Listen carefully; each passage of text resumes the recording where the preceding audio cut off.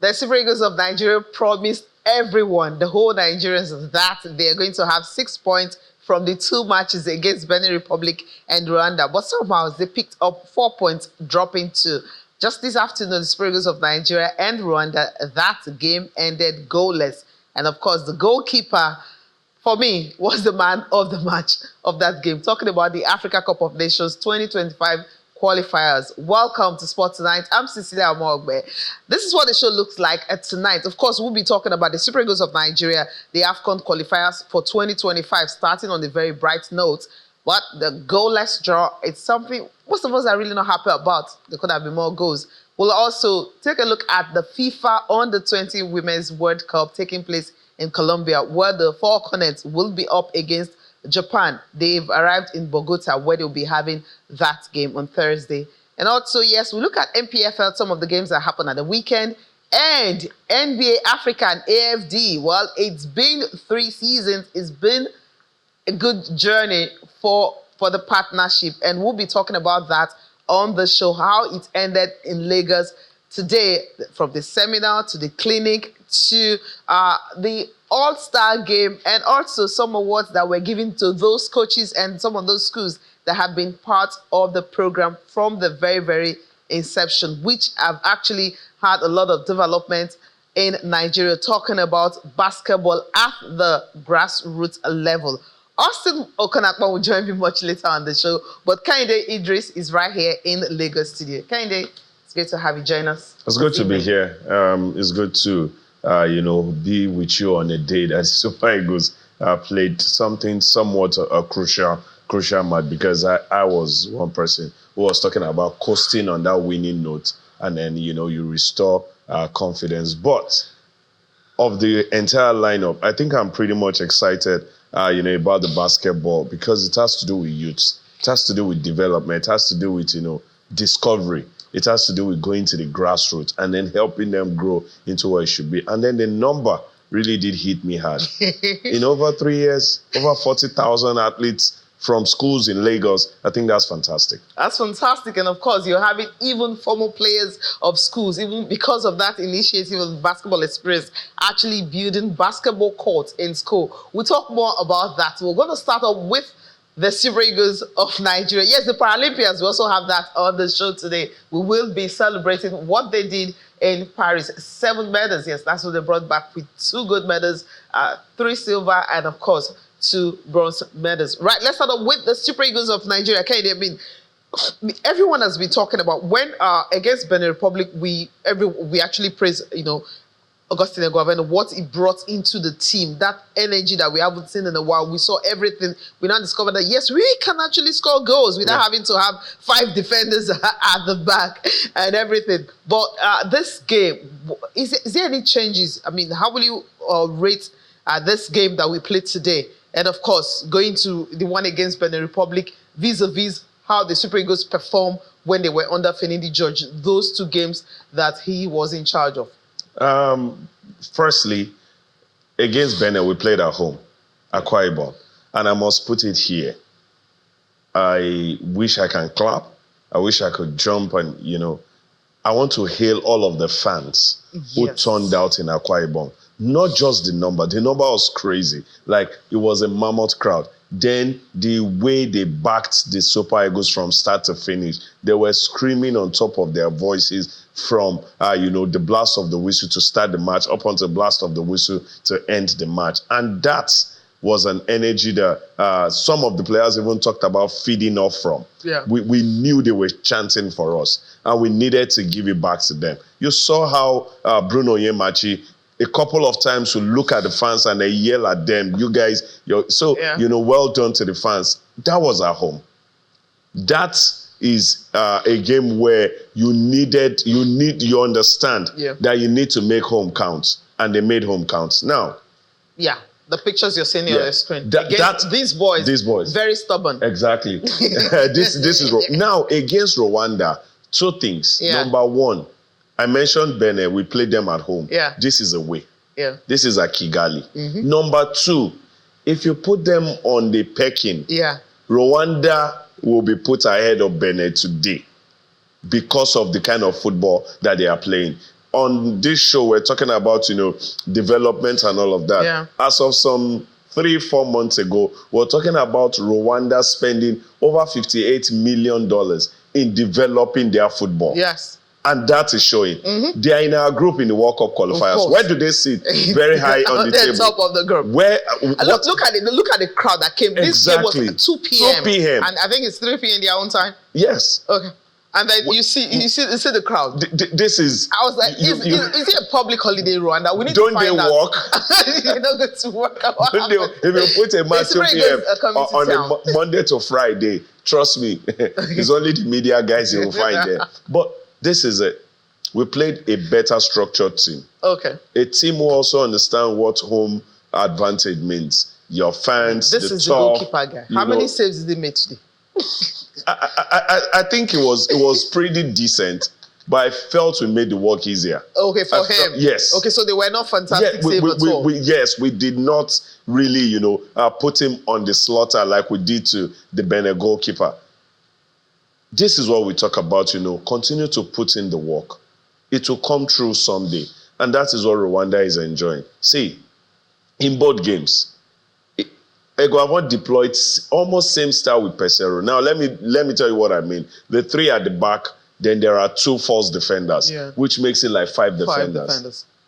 And then we saw something different against Benin. It was the fact that you needed to make this attacking prowess that we have count. Yeah. And it counted.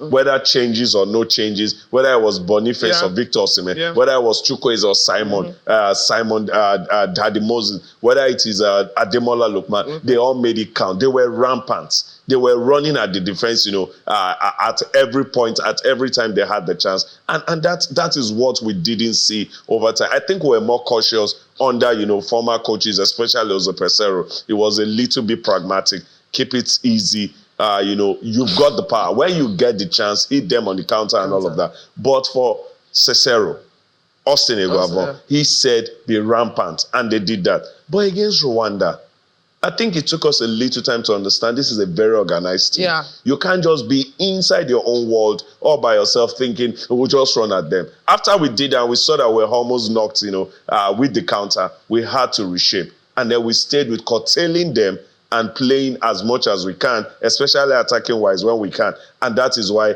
this game is a bit different. At a point, I saw Nigerians giving up on the fact that I think these guys can score us because they put us in a place where they wanted us. Yeah. But we managed it. And I saw 2 games that were different for Austin Eguavon, and he was able to manage both. Now, for this one, you needed to manage your opponent. For the other one, Benin, they were managing us.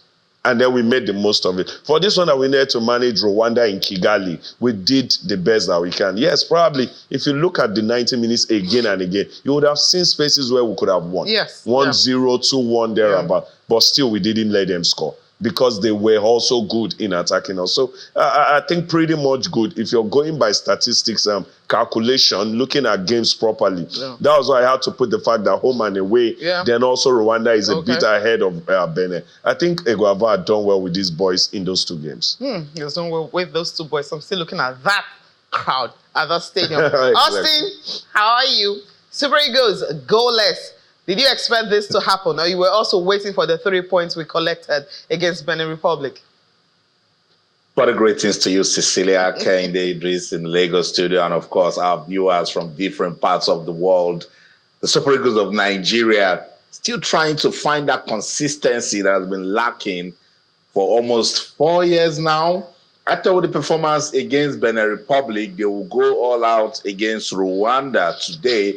But Rwanda showed once again that football in Africa is actually changing, particularly if you've got a government that is giving attention to the sports and doing everything possible. So let's go with Kehinde's analysis. In Uyo, we had the fans come out. There was a good stadium.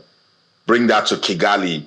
There was a fantastic stadium in Amaoro, and the fans turned out. So that has cancelled that. We had a determined Super Eagles team who were willing to play under a new interim manager, and we saw them get adventurous get into the spaces and score 3 goals. We haven't seen that with the Super Eagles for quite some time. So with that sort of momentum, I was hoping that they will do something against Rwanda. I know Rwanda has been developing with their football, and they're trying to make Amahoro a fortress for them. So I knew they were going to somehow match Nigeria. But if you are looking for the proper definition of being wasteful, go and watch this match, and you'll see the Super Eagles being wasteful.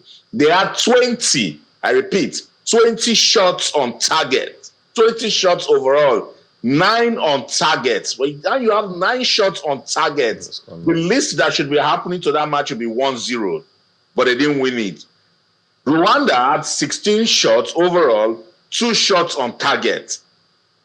Rwanda had 49% of the possession. The Super Eagles had 51%. This is an interesting stat. Passes. The Super Eagles had 395. Rwanda had 376. Pass accuracy. Rwanda had 81%. The Super Eagles had 80%. So in this sort of game, it will come down to 1 or 2 players. For Rwanda, it was goalkeeper Ntwari. Interestingly, Ntwari was trained by former Super Eagles goalkeeper Greg Atafia Yes. at TS Galaxy in South Africa. Yeah. Now he has said, Uncle Greg, let me put my skills to practice against your country. And I think it turned out it was the difference for Rwanda today. But then again, the Super Eagles, this is a big lesson. Dear NFF, there must be stability. You must announce to a coach. Now I'm hearing Austin Egwavon is saying, I'm not doing anymore. They told me to take charge of 2 matches and I've done it. Say now, Egwavon, you're going to be part of the AFCON qualifiers. And if we like what you do, we can keep you to run through next year's World Cup qualifiers that will begin in March. They need to do something. If they don't do something on time now, Cecilia will go back to where we're coming from. Austin Egwavon has his own job. So, I mean, if they ask him to take charge of 2 games, step in because Bruno Labbaedia's did not work out. And that's the reason he had to step in. He has done his job. Of course, you go back to being the technical director of Nigeria Football Federation. So maybe by mid-October, when we are having our next round of qualifiers and there is no coach anymore, he will maybe have to step in again. Okay. But I mean, people have been saying that, look, if you remember what happened at the Nations Cup, not this Nations Cup, the previous one, where he had to, where we lost to Tunisia, we lost that very early. Round of 16. Round of 16. The 3 games he played was one of the best we've had in a long time. He plays very purposeful football. The expansive football. They call him Edo Pep. Expansive football. But it's not all the time you'll be lucky to score so many goals. Now, for you, if we don't get a coach in October, should he just be in charge? In the meantime, NFF can decide to settle down, keep their hearts together, keep their house in order, and then they won't rush in to get a coach. Because if you're going to bring in a new coach now, today is 10th of September. You're looking at mid-October. Are you going to have a coach that will have the players together? You're looking at 1 month. And all the players obviously are going to go back to their club. Of course. And then they come back again, maybe a week to the game. But usually, you don't have players that they trickle in. You have 2 players the first day. Second day, I love the video officer. Their job is very easy. I mean, just giving us numbers of players as they are coming in. By Thursday, you have your first full training session, which is, I don't know, We ridiculous. played on Saturday. Yeah. We had the full complement of the team by Thursday. Thursday, yes. They started coming in Monday. Monday, Tuesday, They had their Wednesday, first training with Egwavon on Tuesday. On Tuesday. Not and there with were the 18 full players. team. Yes. 18 and players. then Wednesday, and then you had like Thursday. 20. And then, see, Thursday, you had like the I said it the last time I was here, which should be 2 weeks ago. I'm saying it again. Nigerians, please slow down. Nigerians should take... I saw some tweets today, and I was like, why are we like this? Because of the win against Benin, I heard Nigerians go back to start shading Finidi George. And I asked a simple question. What is the wrong of Finidi George as the coach of the Super Eagles for the short time he was? Hopefully, you guys are waxing lyrical about Egwavon. If the result starts to go sour, will you guys still stay with him? Because the result won't always be the way we want it. But we know that consistency pays off. Consistency is what gives you that end result that you've always wanted. You'll fail, you'll misstep, you'll miss some things, but consistency will put you at that pedestal eventually. And that is what we've not been able to give to especially our local coaches. Now, you've brought in Eguavoen. You're talking, Eguavoen had played this game. See, in the NFF, they will sit and they will start talking about, this one that he drew this Rwandan game. You know, a lot of Rwanda is, if you watch their football today, they are not a bad side. Yeah. Let whoever you want to pick. If it's Eguavoen, let him continue to impact on these boys. They trust. See, footballers need time to trust their coach. Yes. We've heard over time, clubs, big clubs, that when he came in, we were all like, who is this one? But after 2 trainings, 10 games, they started to feel the vibe of the coach. And then they started to want to play for him. That is what we've not had with our local coaches. Let the boys get to the point where they trust him. And they start to, aside playing for the badge, the fans, the country, they start to want to play for the coach because they now trust him. And if we do that, it will pay off at the end of the day. But I doubt if the NFF ever wants to live at that point where they will say a local coach and they want to give him that time, that longevity. Look at the qualifiers, the World Cup, the AFCON, then the AFCON in Morocco is also next year. World Cup is 2 years from now, barely 2 years. Okay. Yeah. Look at a lot of programs. There's so much. We need to put a coach there that the boys will trust over this span of time. Yeah, I mean, we have so many of them in Nigeria. Just pick one and then give him time. And not after 2 games, you're thinking of bringing a technical director when you stay, a technical advisor when you have a head coach right here. That's kind of disrespectful, right? Okay, qualifiers, Libya and Benin, of course, they are in Nigeria group, is 1-1. Libya scored the opening goal, 9 minutes. It was a penalty, but then Benin Republic equalized. It's now Steve Monier equalized for them. It's now 1-1. So Nigeria still topping that group from 2 games, 4 points. Austin, we'll just quickly wrap this up before we go on a break because Inside Niger Delta will be on DSTV at 9:20. Just a quick one to wrap this up on the Super Eagles of Nigeria. Austin Eguavoen, to be or not to be, should we trust a local coach before October, mid-October? That's when we are having the next round of qualifiers. The Nigerian Football Federation, they've come out a number of times to say, we're broke, we don't have money. Part of the reasons why they couldn't keep Pizarro was because they couldn't afford his wages. Part of the problems associated with the Labadia deal that failed was also a problem of money. So you need to cost your risk. They should go back, put some costing into their risk, and look inwards. You know, we had Coach Fidelis Lechukwu and Coach Ogumbade assist Eguavoen in the game against Benin Republic. And everyone likes the game. So there must be some level of quality back home that we must invest in, that we should believe in. The problem is because we know that most of the times these things are done in the most unprofessional way ever that you can think about. That's why they don't want to do it in-house. Nigeria Football Federation, these are very difficult times for you guys. You need to put on your thinking cap and employ the best skills ever to take you out of this difficult situation. If I was in charge, I would beg Austin Eguavoen, yes, you're the technical director, whoever we're bringing now, we'll still need to have your signature. We want you to continue with the AFCON qualifiers. And if you like your performance, and we love your performance, we will continue with you instead of doing all of this back and forth. I think that's just the easiest way out of this for the Nigeria Football Federation. Or tell Eguavoen, with everything that you are the TD, look inwards and give us somebody that you can actually assist from behind. I don't know why it's so difficult, but it's all good. Let's wish them all the best because now the qualifiers for the AFCON have started. We're in a very difficult position for the World Cup qualifiers. If they do not achieve that stability before October, then they know the rest. All right. Time to talk about the Falconets. They are at the FIFA Under-20 Women's World Cup taking place in Colombia. And right now they are in Bogota where they will be facing Japan in the round of 16. The 10th time Nigeria getting into the round. In Costa Rica, they got into quarterfinals. But Netherlands, send them out.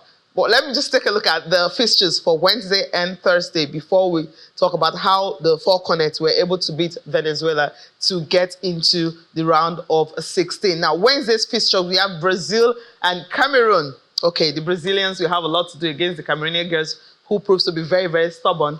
Spain and Canada will be in action on Wednesday. Then we'll go to Thursday. Colombia and Korea Republic will be in action. Mexico and USA in action. Germany and Argentina are up next. Of course, you have Korea, North Korea, and Austria also in action. That's the round of 16 for FIFA Under-20 Women's World Cup. For Nigeria, Nigeria will be up against Japan. That wrap up that round of 16. Yes, there you have it, Nigeria, Japan, and of course, France and Netherlands. This is what you need to watch out for. Remember, Spain, they are the defending champions, and Netherlands actually sent Nigeria out the last time in Costa Rica. But this time around, the Falconets, yes, the first game, yes, they won the first game. And the second one against Germany, first game against South Korea, they won by lone goal. The second one, yes, it was a whitewash. They had several chances, but they just couldn't. But somehow, the final group game against Venezuela, they woke up like they were asleep. They woke up from the slumber they had against Germany and knew that, okay, we can actually create chances and we score. And one girl, Chiamaka Okuchukwu, she decided to just be Ronaldo on that day, scoring and assisting. And of course, right now, this is a picture of them landing in Bogota, where they'll be taking on Japan in that round of 16. What can they do differently not to encounter what they encounter against Germany?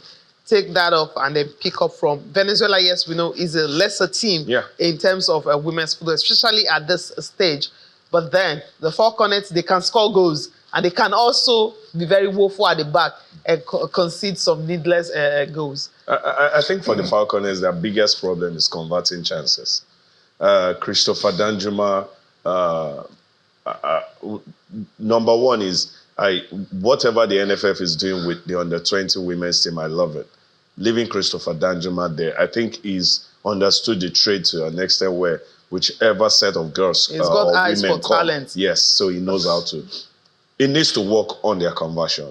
Against Korea, yes, it ended 1-0. Yes, maybe Korea would have gotten goal and all of that, but we were wasteful. We missed some chances, terrible misses. Against Germany. Before the Germans woke up, we missed 4. Probably if we had scored those early goals, it would have been game over before Germany woke up. Probably. Or even if they wake, it would have ended in a draw. But the moment they picked, there was nothing we could do. These are good teams. The moment you don't convert your chances, they will nail you. And that was what happened with Germany. Against Venezuela, they scored 4 goals, but go and check. It was still a case of, why do you miss so much chances? And that is what they need to do against Japan. The Japanese, when it comes to women's football, are a fantastic team from the under 12 level up to the senior team. So you need to be up on your game. You see, when they say your A game, this is where you need to bring it. Conversion is it. I think the defense has been fantastic. For me. They've conceded 3 goals, yes, but you can pardon them. It's against Germany. This is one of the big girls. And they saw the loopholes from that left side, and then they just used, I think, I don't know what happened to her on that day. I think defense-wise, I wouldn't still put much on the defense, say, but they can do better. But I think that attack, Sebastian, and the likes, Flourish, they need to turn up and they need to convert chances. The moment you don't convert chances against teams like Japan, you can just regret every bit of it. So if they can tidy up that, I think they are good to go. They made me really happy. Watched through the qualifiers. They got to this point, and I painted it out that Germany was going to be the hardest, and it was that. And then they tidied up the other games. Hey, in any competition, winning that first game against Korea was a good start for them, and it helped their, their psychology, their morale going into, even the Germany game and also the Venezuela game. Now bring all of that to Japan and convert chances, and I think we'll be home and dry. Yeah, there are no second chances in this one. If you're out, if you lose, you're out. Of course, you could play extra time and you go into penalties, but you have to. Austin, we've seen the Falconets, what these girls can do. They can score goals. They can also concede goals on a very bad day. What can Christopher Danjuma really do differently? He doesn't need to think too much like Pep Guardiola. Just, let the players play their own game. Because I don't know what he did against Germany, where players were played out of position. I was wondering what he was trying to achieve. But hey, he discovered that he failed. I'm sure maybe he will understand that we have to keep it simple, tidy, and get the results. I think he did just that, Cecilia. He was just trying to disrupt the Germans and they're thinking about his team. So he just wanted to, tweak things a bit, and it worked against him. If it had worked, then we would have started praising him that he's a tactical genius. That's football for you. But as I always say, your first and third game in football, you must win them. And you see, that's what they did, and now they are here. It's just a bit unfortunate that they are going to be meeting Japan. But check teams that go all the way. From the round of 16, if you beat a prominent team or a team with promise, then people start respecting you. That will also do something to you. It will push you to a level that you can now say, yes, you can start thinking about the trophy. So I think meeting Japan now is a blessing in disguise. Japan, they've shown that they can score. I think against New Zealand, 7-0. In total, from their group games, they scored about 13 goals. 13 goals, yes. Now, good. Now, that sort of a team, you can hurt them by just getting into the game, go offensive with them, boom, and score. Score and still go offensive, just so they don't think that you want to sit back, because you can tell that they are athletic, they run around very well, and they don't lose the ball as often as we do. So for the Falconets, they need to get into with the mindset that the bookmakers, Kennedy Idris and others that are calling this game, they've given it to Japan. So Falconets wear the crown of the underdog and create upset. I think that mentality, going to the game with that, and the good thing about this is how they played against Venezuela. They lost chances, but they scored 4 goals. And you are as good as your last game. Trust me, Cecilia, the Japanese team, they are scared. They are watching that last game, and they are thinking, these guys can match us power for power, pace for pace. Now, it's a matter of who will be very productive on that day. That's the team that will go out there and win. Also have in mind, make less mistakes. What caused this Falconers their problems that they are in now is that the errors they did in the game against Germany. That sort of game, even if you lose it 1-0 and come out of it gallant, the way teams will be looking at you now will be different. But it's good. I've said it, it's for development. They are growing, they are learning. 2 wins from 3 matches in the group phase. Beat Japan, and have it at the back of your mind that to be the best, you must beat the best. That's how it is. All right, let's move over to the Paralympics. It was actually a wonderful weekend for football, for all sports in Nigeria, from the Paralympics to the Falconets to the Super Eagles of Nigeria, and of course we'll all be celebrating. Except the bet insurance didn't make me proud. I mean, a goalless game, not a good one, so I wasn't happy about that. There could have been goals, but hey, the Paralympians, of course, the medals are dropping. Yes, they are dropping since Barcelona 1992 that we started taking part at the Paralympic Games. This is the fewest we've had. So I'll just take a look at Nigeria's medalists at the Games. The gold medal, Folashade Oluwafemi, of course, she will never disappoint, breaking 2 records, both the Paralympics record and also the world record. Of course, that actually belongs to her. She won gold in 86 kg, lifting 167. It's never been done before.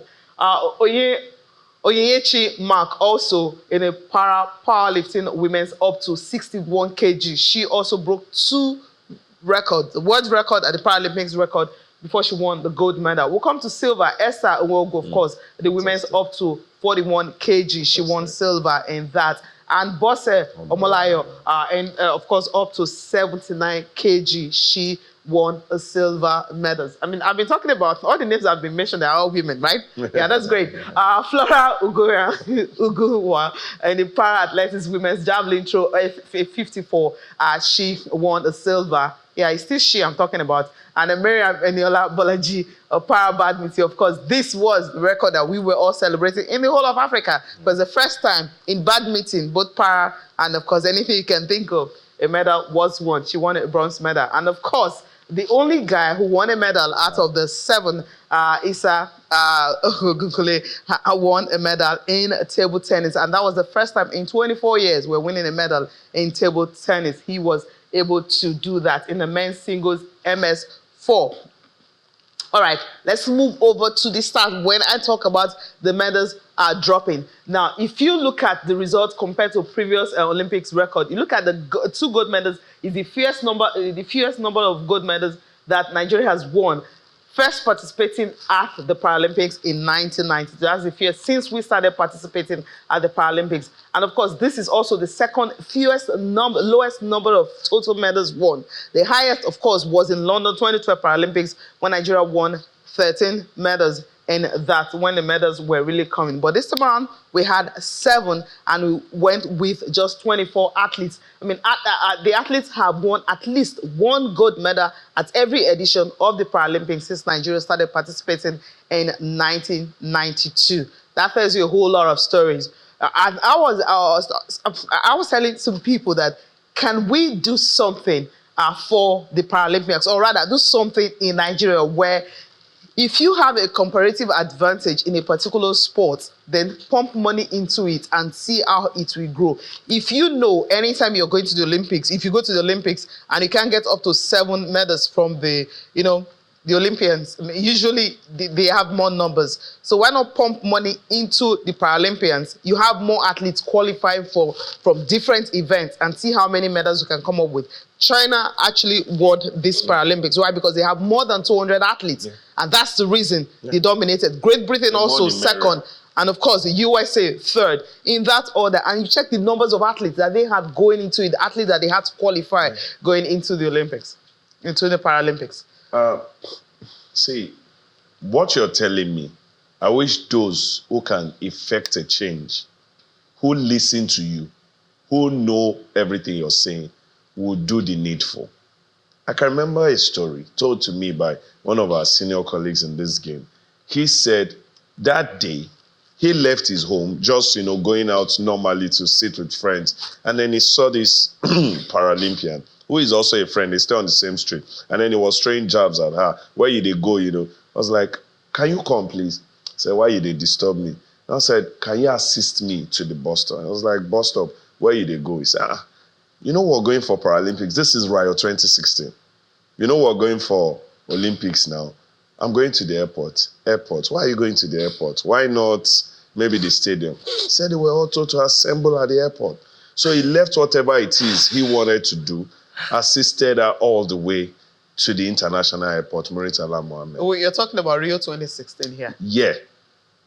Olympics. There was Olympics, Rio.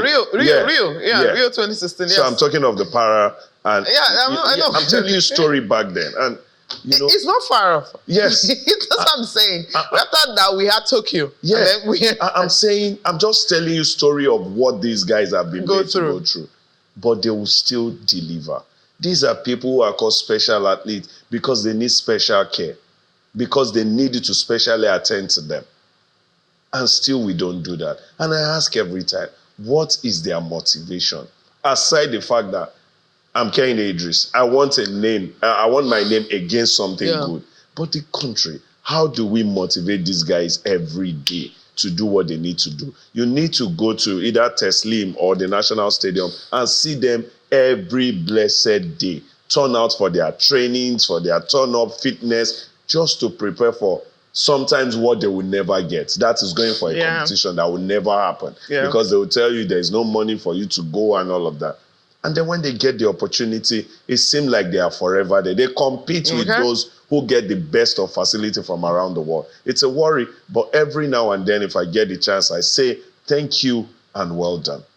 Thank you and well done. That's a big one. Austin, I said the medals are dropping. I mean, I know you were with some of them because I don't worry, I saw you.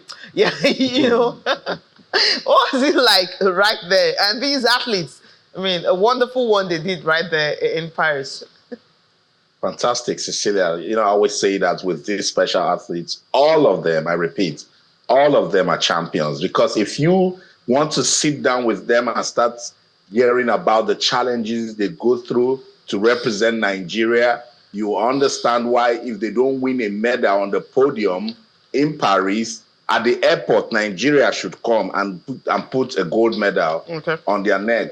I spoke to a lot of them and they told me about the problems they have just to even transport themselves from their houses to the stadium for training. Sometimes they get into Keke Mara for our international audience. That's a tricycle. The street name in Nigeria is Keke.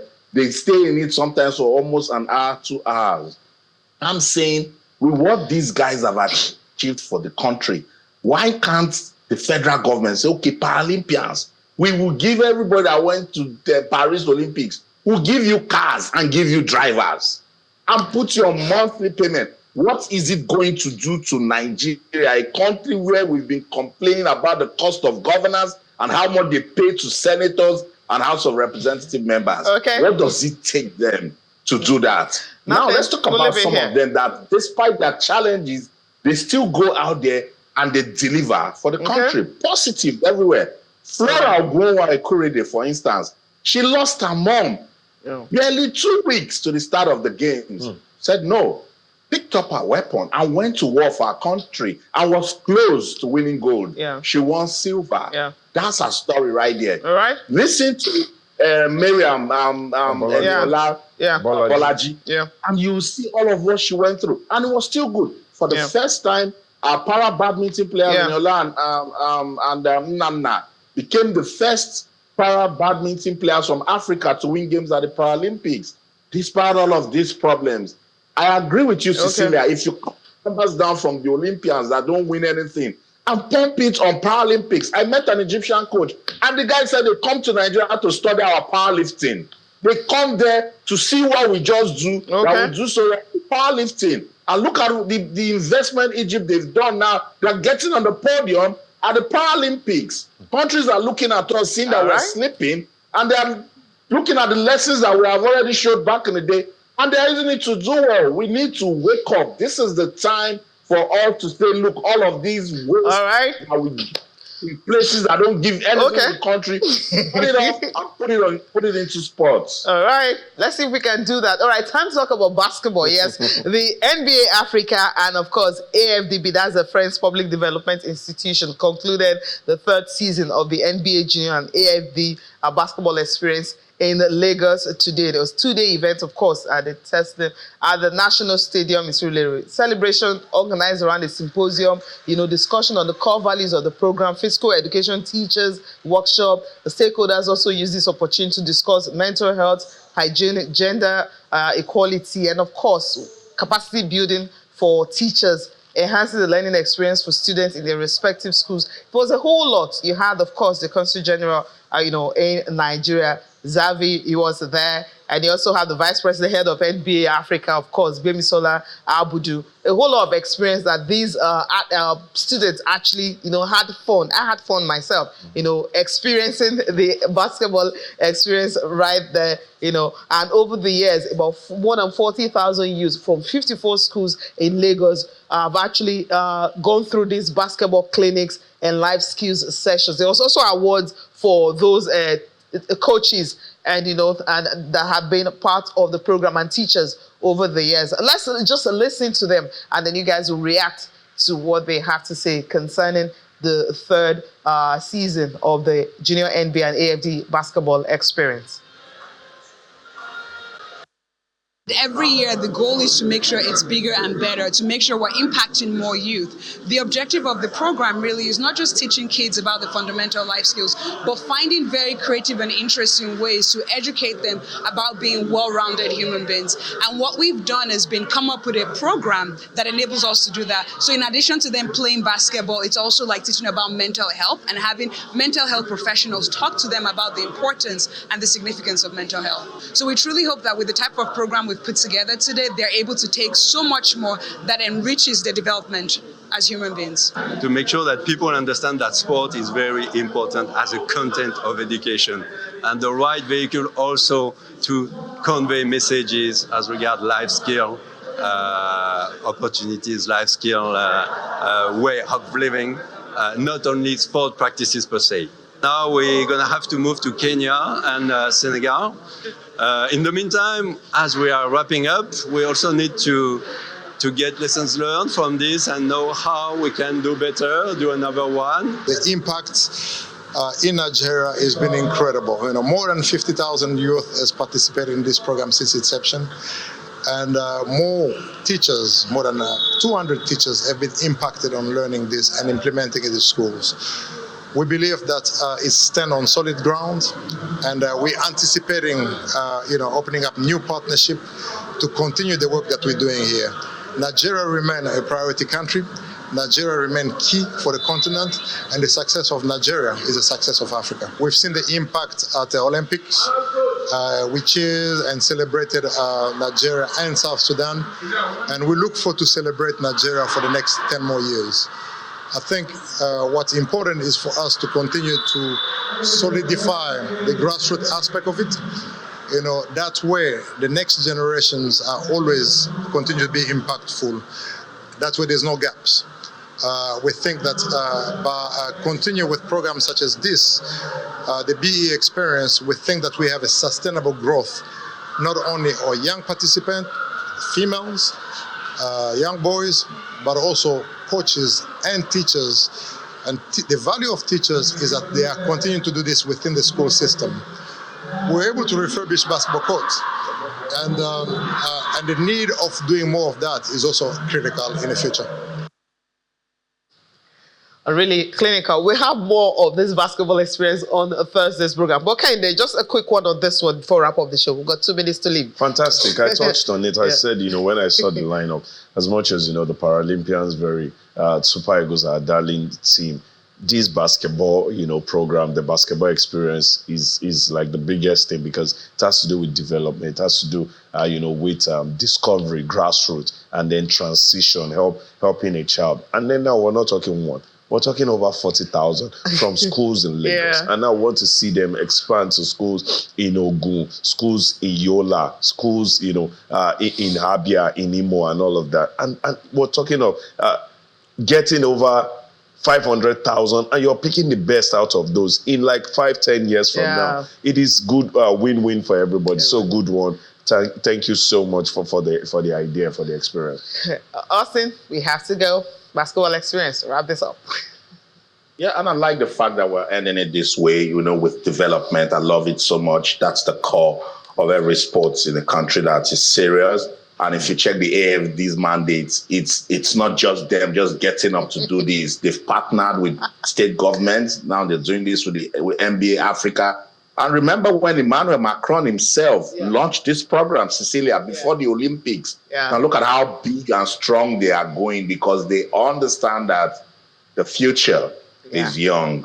Just hope that Nigeria will tap into this sort of strategic partnership, keep it going, and let the young ones benefit from it. That's the show. In London, I'm Austin Okonakpan. In everything you do, remember, keep talking sports. Bye for now.